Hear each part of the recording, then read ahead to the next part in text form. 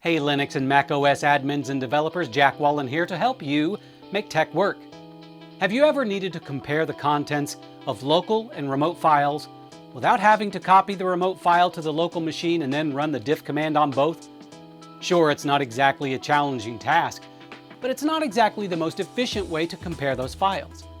What if I told you there was a way to do this without having to first copy that file from one machine to another?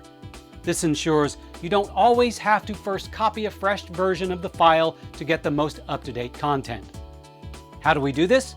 With the help of 3 commands: SSH, cat, and diff, all of which should be installed on your Linux and Mac OS machines by default. Let me show you how it's done. Let's say you have a file named test on both local and remote machines, and you want to compare the contents.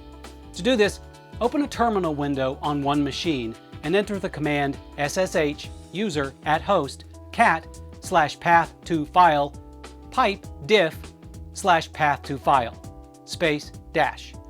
Where user is a valid username on the remote machine, host is the IP address of the remote machine, and path to file is the explicit path to the file to be compared. After authenticating your remote account, diff will do its thing and print out the differences between the 2 files. And that's all there is to it. With this handy command, you can compare different files between local and remote machines without having to first copy the files to or from one machine to another. As always, it's better to work smarter and not harder.